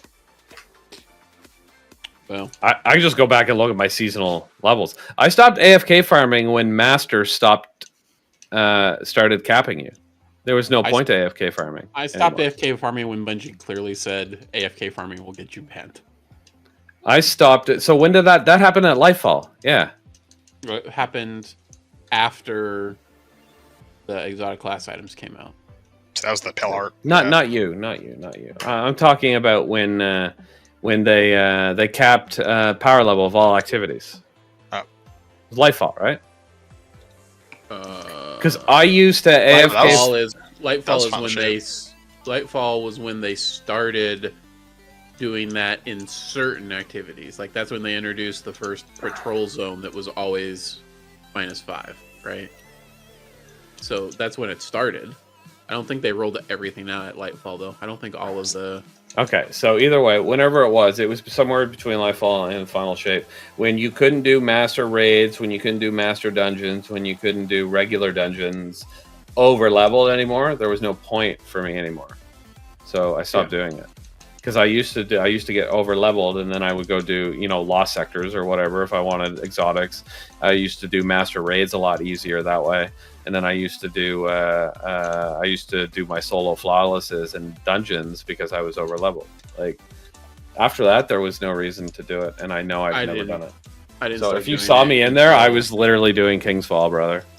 I didn't start doing it until I started getting interested in doing day ones, and then I wanted to make sure I had artifact mods unlocked, just in case Bungie didn't shut them down. But I did do pale. I did do a pale fart. Pale fart. Pale fart. A pale heart. Yeah, 100%. I'll cop to that. And that's when they said you shouldn't do that, and I was like, well, fine. So I stopped doing it. But I'd already gotten like 60 rolls by that point. So it was not only did they say you shouldn't do this, but then they went and banned all of the staff on the server where the whole thing was developed. I just used tiny tasks. I didn't even develop anything. I didn't use anybody's specific macro. I made my own. Whatever. That shit's super easy. Well, anyway. I think it would be dumb if they start banning AFK people, or even listen. I know this is going to be somewhat divisive, somewhat of a hot take, but I don't really give a shit if people are getting recoveries either. Not at all. Do not care. As long as the people doing the recovs aren't using hard cheats, I do not give two shits. Not if it's in PvP, not if it's Guardian services. We will grind out your PvE, whatever the fuck bullshit you want is for $120. I don't care if people want to spend their money doing that. I only care about the people that are using third-party hacks to do things in the game and potentially fucking up other people's experiences because of. Well, the good news is, what you care about doesn't matter. Well, Damn. I mean, that's well, true. I mean, in reality, like if Rec didn't care about people murdering people, it doesn't make it not a law anymore. Like Well, it's still against TOS. It's just the way it is. It's Bungie's decision. So Yeah, I don't true. recommend you do it. I don't recommend anybody does anything against TOS either. But You're just not going to look any more pathetic in Rec's eyes. If that makes you if that's what helps you make the decision to do it, then. If you're a potato who pays somebody to recover your trials, your account in trials every weekend, and they're not using cheats to do it, I mean, whatever you want to do with your wallet, brother. I'm not gonna judge you. I don't fucking care. FYI though, if somebody's doing recovs, they're probably cheating. So. I don't. That's not true. Yeah, I was about to say no. Yeah. If they're doing paid recovs where they want to get as many done as possible in a weekend, okay. Yeah, you're wrong. Name one person that does paid recovs. I can name you about 20. Yeah, but how do you know they're not cheating? Do you sit in their house and watch them? Yes. Now, fuck off. Rex doing paid recovs.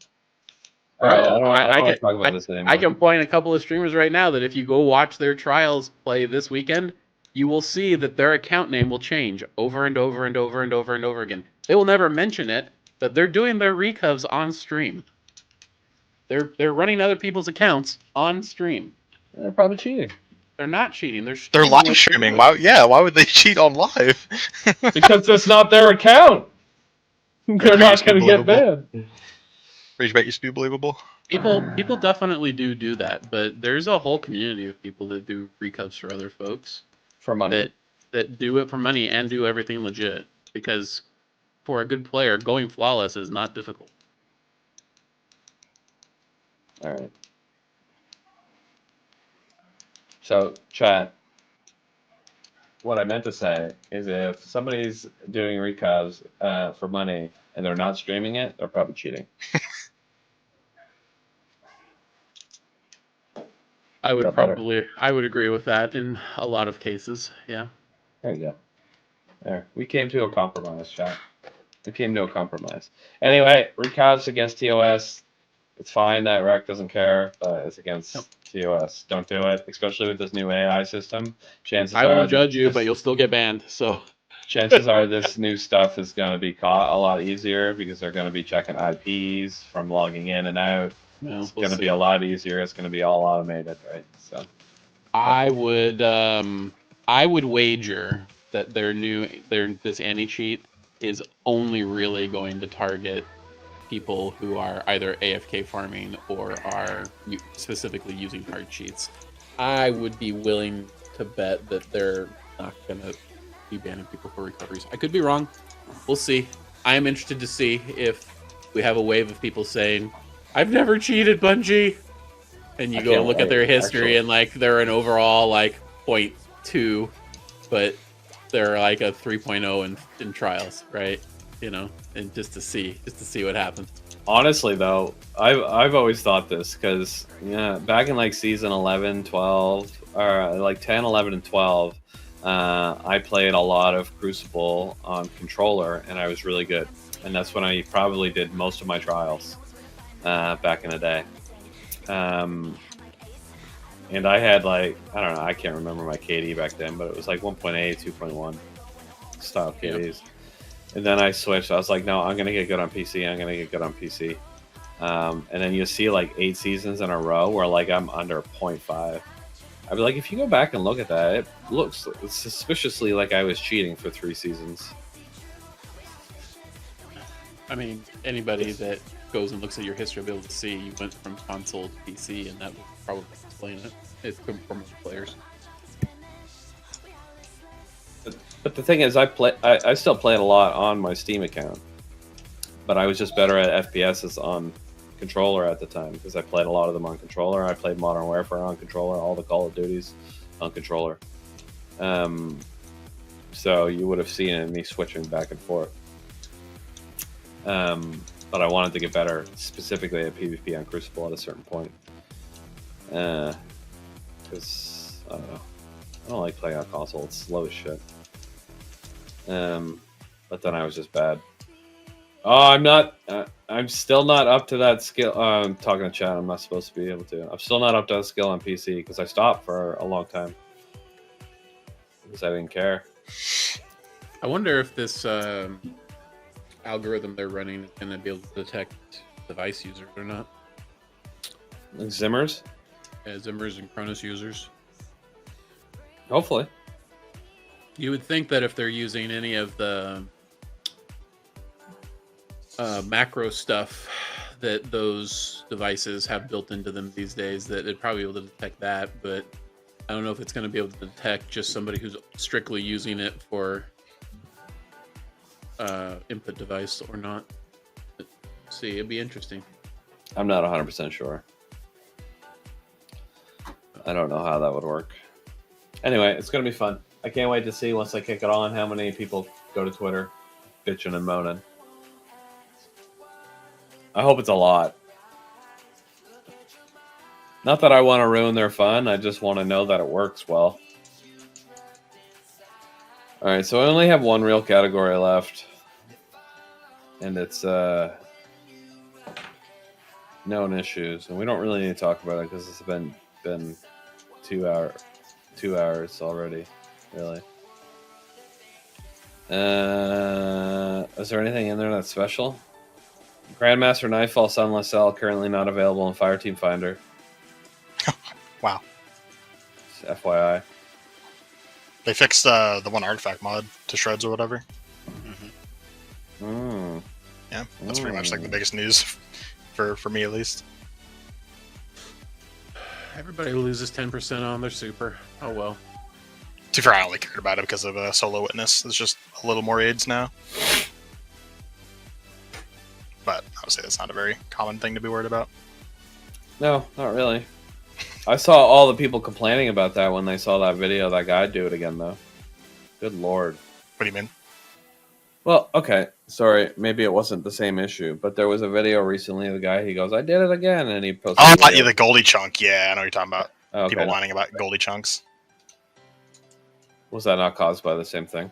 No. I mean, I put a tweet about it as well, but essentially 1 in every 25 like Celestial Golden Guns just chunk for way more damage. There's no explanation, like it just kind of happens. And the guy obviously cleared witness again and had a goalie chunk during final, which made it way easier. And people were, whining about it. Or I think in the tweet, he basically, he said, like, hey, Bungie, can we maybe fix this? This has been, like, a thing for years now. you know, and people pulled the, why are you trying to get shit nerfed? You know, all that. It's like, okay, man. It's not a nerf. But yeah, okay. Exactly. It's like the same shit like when Salt says, like, you know, Div's overpowered. People whine about how he's trying to get shit nerfed and he's like a fucking terrorist. It's like, no, it's not what he said at all, but okay. Salt is a terrorist. No, I'm kidding. Salt's a good guy. Yeah, and again, it's not like it's a nerf to Celeste or anything. It's a bug for years, and it's not just a Celeste thing. Like T-Crash occasionally does it too. Okay, yeah, I don't play the game enough to know. Like, you know, I do like a golden gun shot, and it goes, oh, I'd have no idea. I'd look at it, I'd be like, oh yeah, that was a lot of damage. It wouldn't be like, oh my god, it did way more damage than it was supposed to. I would just assume it was supposed to do that much damage. So, well, to be fair, like it doesn't. I don't think it shows like on screen. Like it shows like 999, you know, whatever. You just look at the health bar. If you see like about like a third of a boss's health bar disappear, you got a goldie chunk. Yeah. Okay. Cool. I have clips of me hitting them, and yeah, fucking literally like a good fourth of Nezzy's health bar just disappears when you get a goldie chunk on him. It's fucking stupid. Fuck, that's awesome. Shit. Let's try doing that more often. No, I'm just kidding. All you need is a device that interrupts your connection and a Lawrence driver and a duality, and you can do it on demand. Smile.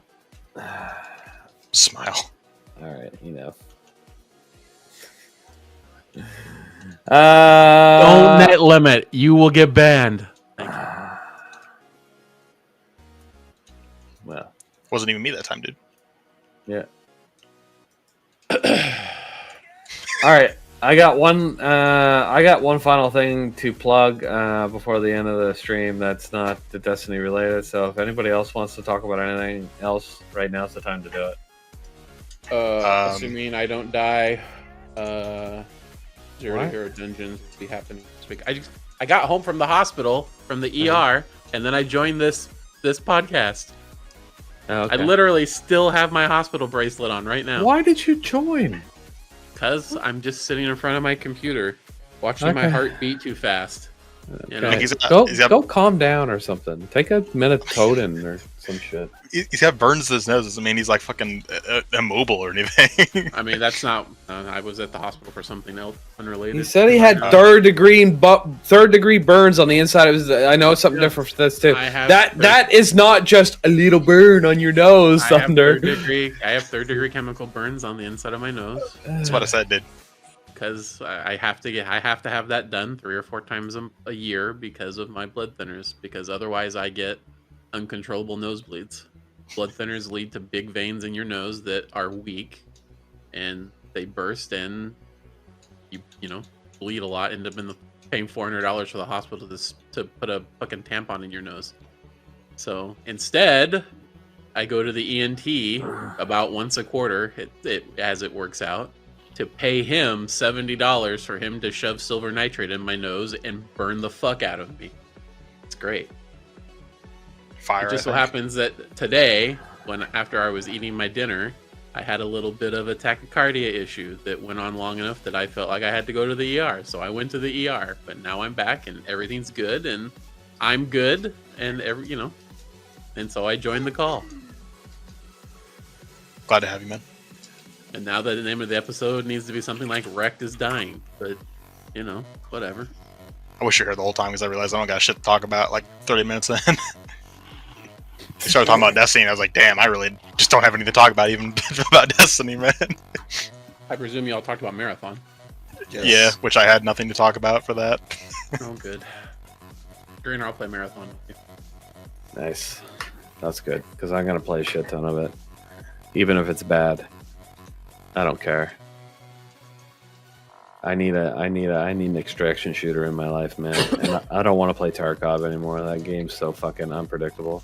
People keep saying that it's such a niche market, but I don't think there is another extraction shooter. There's literally one console, right? That people play. I think a few have come out, but they all kind of just don't do well. Like, was the Finals an extraction shooter? Or am I thinking of something else? No, that was PvP. Like team-based PvP. That was good though. The Call, I think. I don't know if the Call was the one. I don't even fucking know anymore. Like, I don't think it was on. I don't think it was on console. Yeah, I've watched some of my friends play Tarkov like in VC plenty of times, but again, just like I haven't played it myself. Tarkov is good and everything. It's great. It's a great game. Super realistic if that's what you want, and it's a lot of fun. But two things. Battle State games, dog shit. Like, it takes so long to get anything fucking done from them. Oh, look at all these maps we're going to do. You're just going to stare at them for 6 fucking years before we release half of one. Like, holy shit, bro. Come on. And then, I don't know. They do other things well. Like, the guns are, like, you want them to feel realistic. Like, they nail that shit. They got it in there. That fucking shit is good. The animations are crisp. Sometimes the lag on those servers are a little bit garbo, but in most cases it's really good. But there's just little things that you can feel that it's just not AAA, you know? It's just not AAA, not AAA. I'm excited for a AAA extraction shooter. I can't even think of one other than, and I reference it a lot because the PvP mode is an extraction-based PvP mode, The Division. That's the only other AAA extraction shooter I can think of. People will yell at me for calling it an extraction shooter, but I'm only talking about the Dark Zone. Everybody calm down. Don't have a stroke. I know most of that game is PvE. All right. Chill. That shit was fun. Now we got a whole game based on that just concept. Love it. Gimme. It's AAA. It's from Bungie. Some of the best gun makers in the game. Boom. Let's go, baby. If it fails because it sucks, it fails because it sucks. But it's a really good chance for an extraction shooter to come from AAA studio. That'd be awesome. Well, fine. The art style is beautiful. Amazing. Love it. Give me more of it. And yeah. I'm going to get my hands on it. I'm going to realize it's Garbo, and I'm not going to play it. Anyway. I think the only pitfall that game really has in front of it is whether or not it has enough players. That's it. I'm sure the mechanics of the game are going to be good. I trust Bungie to coming out with a new game that has to hit from a technical perspective, that it will. It's just a matter of whether or not there's going to be play it, because you can't play an extraction shooter without people to fight against. Doesn't make any sense. Oh yeah, sorry. I kind of said Battle State is kind of shit, but I totally forgot to mention like the shit they pull on people. Like originally back in the day, you could buy like Escape from Tarkov for like $40-$50 or whatever, but there was always an Escape from Tarkov mode that got you bonus stuff in game, bigger stashes, pay to win a little bit, but not totally, but a little bit. That was extra money. But one of the caveats on it was, you will receive every DLC ever if you buy this mode. All right, so like last year, they released a new version of the game. They gave you even more stuff, and it added content to the game. It was $250. $250. People complain about $80 games. Battle State running an Escape for Tarkov for $250, chat. Like, come on, stop being mad at Nintendo. All right, anyway. The rage bait. Well, it's not rage bait. $250 for a game. And I'm not talking about that. All right, anyway, so $250 had extra content that the other version didn't get. That's the big issue, right? This other version, this $150 version, doesn't get this content, even though it said you will get every other DLC that ever comes out. And you know what Battle State said when people were like, hey man, what's going on here? They said they're expansions, not DLC. Wow. Yeah. Garbage, right? Bullshit. That was fucking cool shit. Real cool. Anyway, yeah. So I'm excited not to, not to have a shithole company like that building a game. Most people will say Bungie's just as bad, but they're not. I don't care what anyone says. They're not. At least they're not Blizzard. Is Blizzard still bad? I don't really know how they work anymore now now that they're owned by Microsoft. I don't know. Yeah. Bobby Kotick's gone, so that's nice. Beep, beep, beep, beep, beep, beep. Okay, yeah. Everyone done talking? You good? Yeah. All right. Appreciate you swinging in there last second there, Rick. That was cool. I'm gonna plug our Extra Life charity drive for 2025. So before we wrap up today's episode, I want to take a moment to talk about something a little bigger than Destiny. That's our 2025 Extra Life campaign. As most of you know, every year we partner with Extra Life to raise money for Children's Miracle Network hospitals, and this year is no different. Well, except for one thing. We're running the whole campaign on Tiltify rather than Donor Drive. Doesn't really make much of a difference for you other than the interface looks different. But the Switch helps us streamline the donation process. It integrates better tools, and honestly, it just makes everything smoother for everyone. But the goal is the same: raise as much money as possible for kids who need life-saving medical care.